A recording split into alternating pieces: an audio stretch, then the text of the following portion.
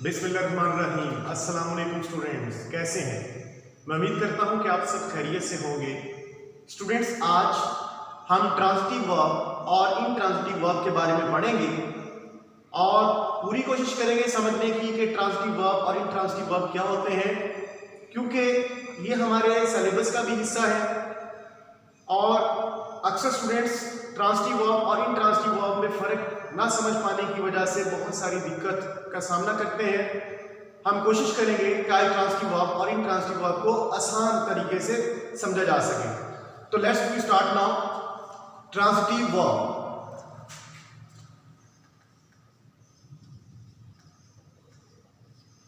Transitive verb. तो transitive verb की definition write करें जल्दी से। A transitive verb is a verb that requires an object to receive the action। फिर note कर लें, a transitive verb is a verb that requires an object to receive the action। Example समझते हैं, कहते हैं तो यहां पर मैं लिख देता हूं, जरूरत नहीं है, चलिए एक बार फिर रिपीट कर लें। A transitive verb is a verb that requires an object to receive the action। Example, please bring।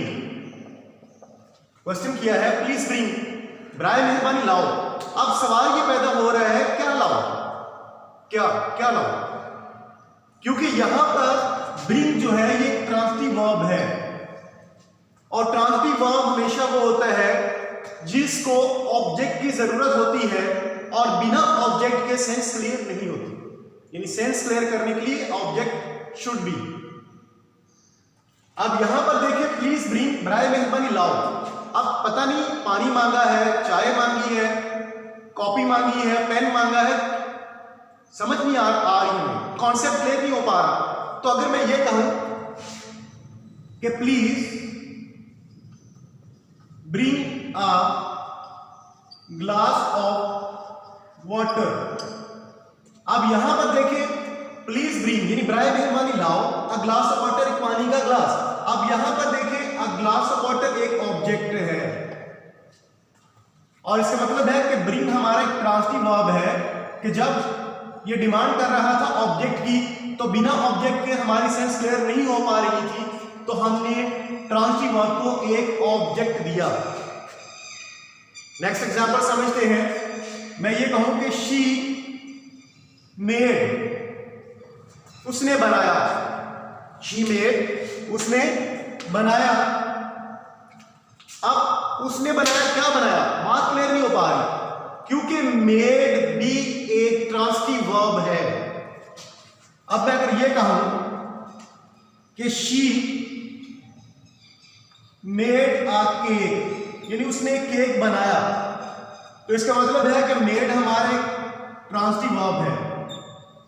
क्या है ये, हमारा ट्रांजिटिव वर्ब है और जब हमने इसको ऑब्जेक्ट दिया तो बात क्लियर हुई। यानी कोई भी ट्रांजिटिव वर्ब बिना ऑब्जेक्ट के सेंस क्लियर नहीं करता, क्योंकि ये डिमांड करता है हमसे ऑब्जेक्ट की, और जब हम इसको ऑब्जेक्ट देते हैं तब हमारा कॉन्सेप्ट क्लियर होता है। इसी तरह से कुछ ऑब्जेक्ट भी डायरेक्ट होते हैं, कुछ इनडायरेक्ट ऑब्जेक्ट होते हैं, और याद रहे सेंटेंस में डायरेक्ट ऑब्जेक्ट के बगैर सेंस क्लियर नहीं होती। जब तक हम उसको डायरेक्ट ऑब्जेक्ट नहीं देंगे तो सेंटेंस में सेंस क्लियर नहीं होती। एग्जाम्पल को फर्दर समझते हैं। अब अगर ये मैं कहूं स्टूडेंट कि Ali gave me a pen, Ali gave me, Ali gave me a pen. अब यहां पर देखें कि अली गेव मी, अली ने दिया मुझे, अली ने क्या दिया मुझे, अ पेन। इसमें मी जो है ये एक इनडायरेक्ट ऑब्जेक्ट है। कौन सा है, जबकि पेन जो है ये एक ऑब्जेक्ट है, लेकिन कौन सा? ये एक डायरेक्ट ऑब्जेक्ट है। अब अगर मैं ये कहूं अली गेव मी, अली ने दिया मुझे, अब फिर बात क्लियर नहीं हो पा रही कि अली ने क्या दिया मुझे। तो क्योंकि इसमें मी एक इनडायरेक्ट ऑब्जेक्ट था, तो हमने जब यहां पर एक डायरेक्ट ऑब्जेक्ट पुट किया तो हमारी सेंस ऑटोमेटिकली क्लियर हो गई कि Ali gave me a pen. ठीक है, अली ने क्या दिया? एक पेन। या हम इस तरह से भी कर सकते हैं कि अली, स्टूडेंट समझ आ रही है आपको? आपको जी आपको समझ आ रही है कि कोई स्टूडेंट ऐसा तो नहीं है जिसे समझ नहीं आ रही? Ali gave me, Ali gave मी, बात वही है कि अली ने दिया मुझे। क्या दिया मुझे? एक पेन। अब यहां पर फिर मैं रिपीट कर दूं कि ये मी क्या है? हमारा एक क्या है? डायरेक्ट ऑब्जेक्ट है या इनडायरेक्ट ऑब्जेक्ट है? बताएं स्टूडेंट्स जल्दी से कि मी कौन सा ऑब्जेक्ट है? मी आपको बताए इनडायरेक्ट है। वेरी गुड, शाबाश।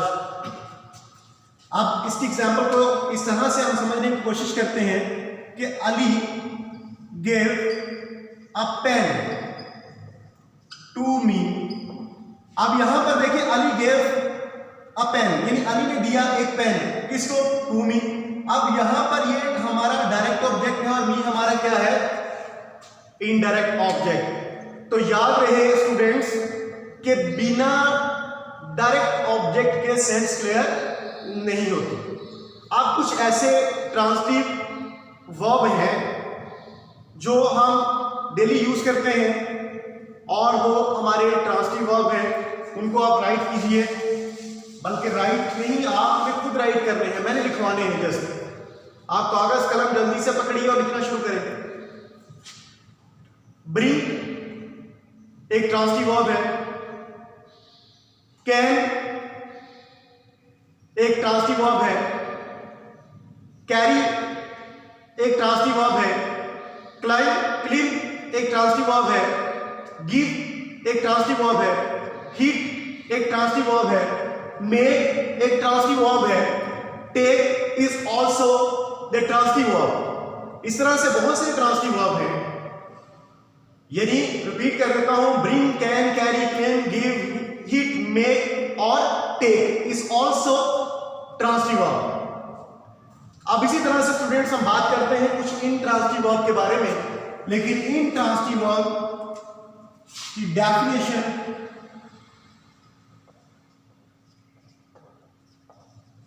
इनट्रांसिटिव वर्ब की डेफिनेशन को आप लिखें, the transitive verb is used without an object। आप इसको इस तरह से भी लिख सकते हैं कि the verb used without an object is called intransitive verb। यानी ऐसा intransitive verb जो हमसे ऑब्जेक्ट की डिमांड नहीं करता, यानी बिना ऑब्जेक्ट के हमारी सेंस को क्लियर कर देता है। यानी ऐसा वर्ब जो हमसे ऑब्जेक्ट का तकाजा नहीं करता, ऑब्जेक्ट की डिमांड नहीं करता, ऐसा वर्ब इंट्रांसिटिव वर्ब कहलाता है। एग्जांपल समझे, he runs fast, he runs. अब इसमें रन्स क्या है? ये हमारा इंट्रांसिटिव है, इसके आगे कोई ऑब्जेक्ट नहीं है। अब बात क्लियर हो चुकी है कि ही रन्स फास्ट, यानी वो दौड़ता है तेज, वो तेज दौड़ता है। तो क्यों दौड़ता है, कब दौड़ता है, ये कॉन्सेप्ट नहीं है। बात तो सिर्फ ये है स्टूडेंट्स कि वो दौड़ता है। अब यहां पर देखिए रन्स हमारा क्या है? ये हमारा इंट्रांसिटिव वर्ब है, जबकि फास्ट तो एज अ एडवर्ब है, फास्ट एज अ एडवर्ब के तौर पे आया है। इस तरह मजीद एग्जांपल समझते हैं। Please sit, please sit. अब सिट क्या है? ये हमारा इंट्रांसिटिव है, क्योंकि इसके आगे वैसे भी कोई ऑब्जेक्ट नहीं और बात क्लियर हो रही है। प्राइमरी बैठो। अब आप ये पूछना शुरू कर दें कि चेयर पे बैठो, टेबल पे बैठो, चटाई पे बैठो, कहां बैठो? दीवार पे बैठो, ये बात नहीं, ये कॉन्सेप्ट नहीं। बात ये है, बात क्लियर हो रही है, प्लीज सिट। मतलब क्या है कि सिट जो है एक इंट्रांजिटिव वर्ब है, एक इंट्रांजिटिव वर्ब है। इसी तरह से मजीद समझते हैं कि ही इज स्लीपिंग। अब ही स्लीपिंग, वो सो रहा है। अब आप ये सोचें कि वो कमरे में सो रहे हैं, छत पे सो रहे हैं, बेड पे सो रहे हैं, टेबल पे सो रहे हैं, जमीन पे सो रहे हैं, ये नहीं कॉन्सेप्ट। ही स्लीपिंग, वो सो रहा है। अब स्लीपिंग इंट्रांजिटिव वर्ब है और वो हमसे ऑब्जेक्ट की डिमांड नहीं कर रहा। He is sleeping. अब weeping is also intransitive verb. अब वो क्यों रो रहा है, कहां पे रो रहा है, ये कॉन्सेप्ट नहीं है। सेंटेंस में he sleeping, weeping is a intransitive verb.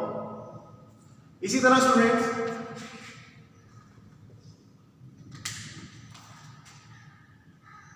He goes to school.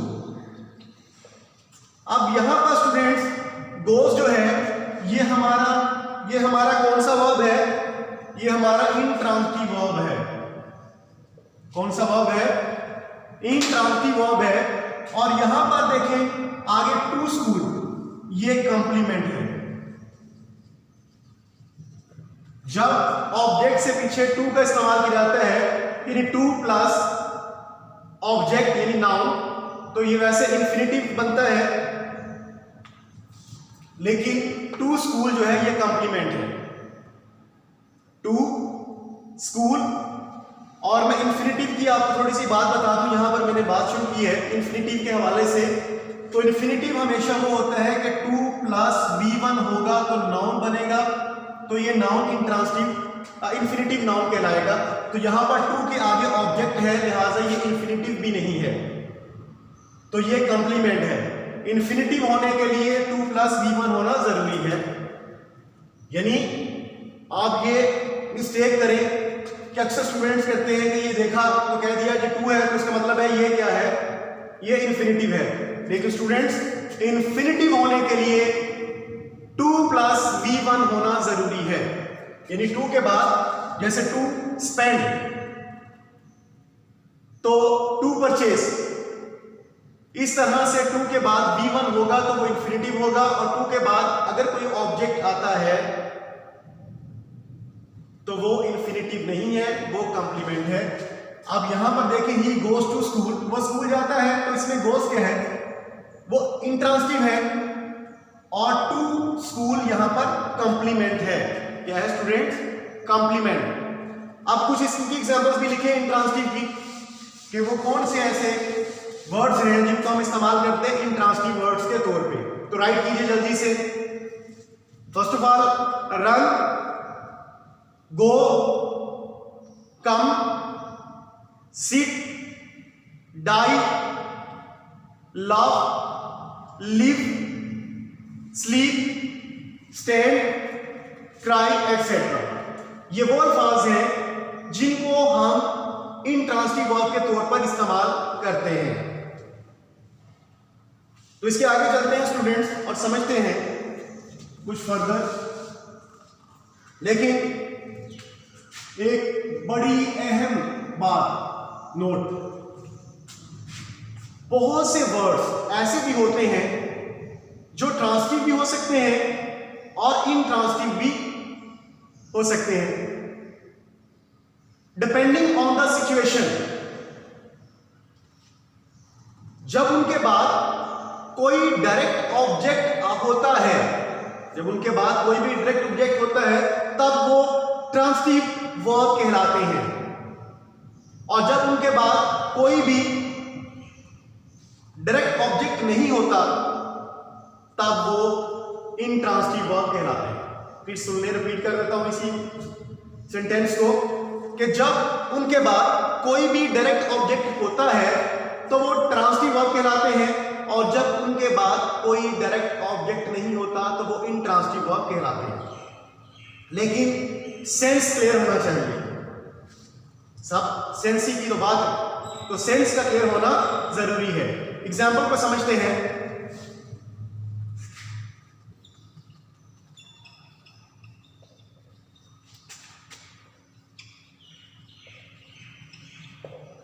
The bell ring too loudly. अब यहां पर देखें कि ये क्या है, ये हमारा इंट्रांसिटिव वर्ब है। कौन सा वर्ब है? इंट्रांसिटिव वर्ब, क्योंकि इसके बाद कोई ऑब्जेक्ट नहीं है और सेंस क्लियर हो रही है, यानी सेंस क्लियर हो रही है। The bell ring too loudly, यानी जोर से घंटी बजी। अब इसमें हमारे पास ये इंट्रांसिटिव वर्ब है। कौन सा वर्ब है स्टूडेंट? आप बताएं कौन सा वर्ब है? अब इसको अगर मैं इस तरह से करूं,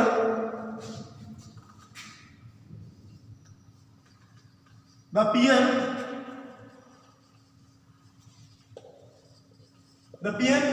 रिंग द बेल, यानी चपरासी ने घंटा बजाया। अब यहां पर देखें स्टूडेंट कि ये हमारे पास ट्रांसिटिव वर्ब है, क्योंकि इसके आगे क्या है? ऑब्जेक्ट। क्या है ये? हाँ जी, आपको समझ आ रही? आपको जी, आपको नहीं आ रही समझ? क्यों? गौर करें ना, दाएं बाएं क्यों देख रहे हैं आप? अगर आप इधर तो देखेंगे तो डेफिनेटली आपको कॉन्सेप्ट क्लियर नहीं होगा students. Your focus should be on is also. तो यहां पर देखें the peon ring the bell, तो इसमें ring is a transitive verb, क्योंकि इसके बाद ऑब्जेक्ट है, इसके बाद ऑब्जेक्ट है। यहां पर देखें ये इंट्रांसिटिव की कैटेगरी में आ रहा था, क्योंकि इसके आगे ऑब्जेक्ट नहीं था, इसके आगे ऑब्जेक्ट नहीं था। इसको मजीद एग्जांपल में समझते हैं।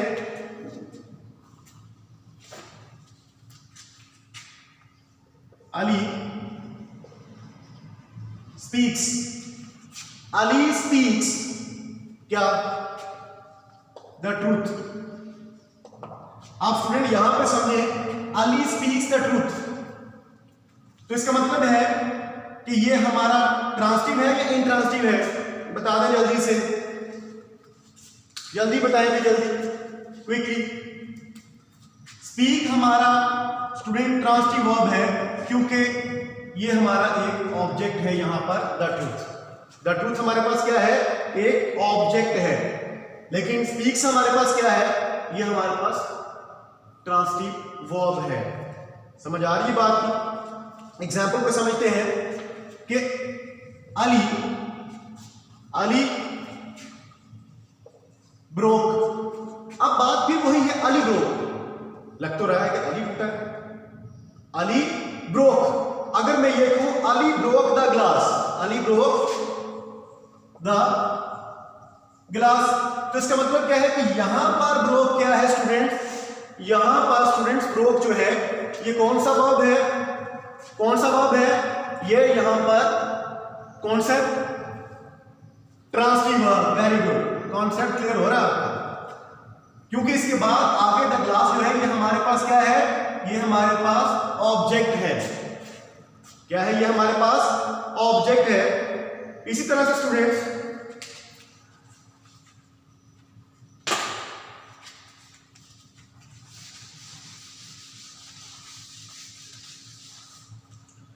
कुछ चीजें नोट कर लें। नोट, जल्दी से नोट लिखें, NOTE note.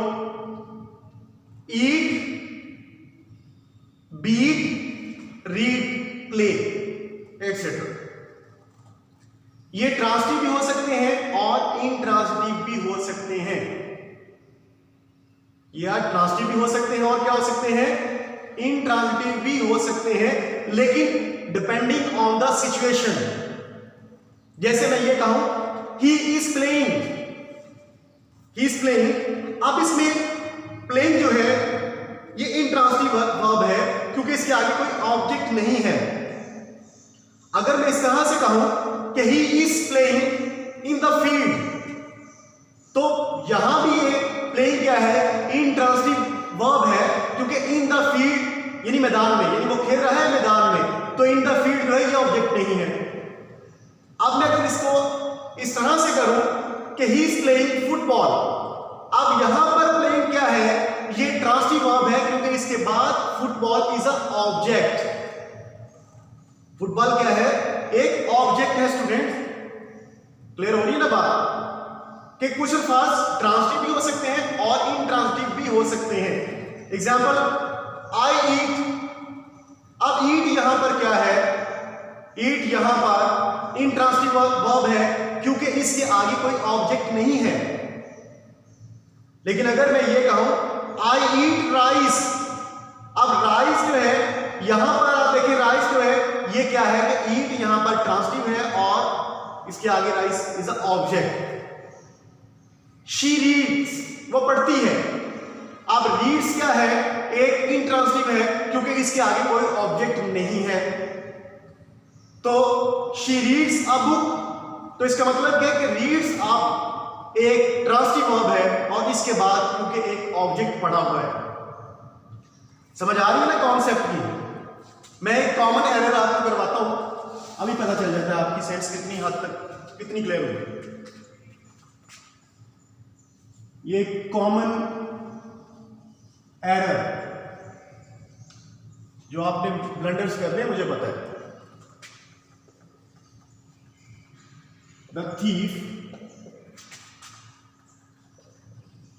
claimed and then escaped। अब यहां पर देखें कि चोर चढ़ा और फिर भाग गया। चोर चढ़ा और फिर भाग गया। अब चोर चढ़ा और फिर भाग गया, क्या कॉन्सेप्ट है? चोर चढ़ा और फिर भाग गया। स्टूडेंट्स, यहां पर क्लेम जो है हमारे पास में ये एक ट्रांसिटिव वर्ब है जो हमसे डिमांड कर रहा है ऑब्जेक्ट की। अगर मैं इसको ये कहूं कि the thief climbed over the wall and then escape, यानी चोर दीवार पे चढ़ा और फिर भाग गया, तो ये कॉन्सेप्ट है स्टूडेंट, ये कॉन्सेप्ट नहीं है। ये कॉन्सेप्ट नहीं है क्योंकि यहां पर क्लियर नहीं हो पा रही कि चोर चढ़ा और फिर भाग गया। समझ नहीं आ रही, कॉन्सेप्ट क्लियर नहीं हो रहा, सोच में कई दिमाग में कई चीजें चल रही है। कहां चढ़ा, कैसे चढ़ा, क्यों चढ़ा। अब बात वो एक अलग है, लेकिन कॉन्सेप्ट यहां पर क्या है कि चोर चढ़ा और फिर भाग गया। तो मतलब इसको क्लियर करने के लिए हमें अपने ट्रांसिटिव वर्ब को ऑब्जेक्ट देना होगा। तो मैंने यहां पर the thief climbed over the wall, over the tree या ऑन द ट्री, ये प्रेपोजिशंस मैं आपको करवाऊंगा और इंशाल्लाह इन डिटेल करवाऊंगा कि कब हम ऑन लगाएंगे, विद लगाएंगे, ओवर लगाएंगे। इंशाल्लाह ये मैं आपको जल्द करवाऊंगा और इंशाल्लाह ये जब मैं करवाऊंगा तो काफी हद तक आपके कॉन्सेप्ट क्लियर हो चुके होंगे इंशाल्लाह। तो यहां पर claimed over the wall, claimed over the wall, तो इसका मतलब है जब हम उसको ऑब्जेक्ट देंगे तो सेंस क्लियर होगी कि चोर दीवार पर चढ़ा और फिर भाग गया। तो इसके साथ स्टूडेंट्स आज हमने ट्रांसिटिव और इंट्रांसिटिव वर्ब सीखा और मैं उम्मीद करता हूं कि आपने ट्रांसिटिव और इंट्रांसिटिव वर्ब को अच्छे तरीके से समझा होगा और इसको आप अपनी कॉपी पे राइट करें, प्रैक्टिकली करें, तभी आपको इसका फायदा होगा। अगर आपने बात को सुना और उस पर प्रैक्टिकल ना किया तो इन लेक्चर्स का आपको कोई फायदा नहीं है। इसको सुनते जाएं, इसको लिखते चले जाएं और साथ ही साथ अगर आपको प्रॉब्लम्स हो तो आप मुझे व्हाट्सएप कीजिए। इंशाल्लाह मैं पूरी कोशिश करूंगा कि आपका कॉन्सेप्ट क्लियर किया जा सके। इसके साथ ही आज का लेक्चर अपने इख्तिताम को पहुंचा। मुझे इजाजत दें। अल्लाह हाफिज।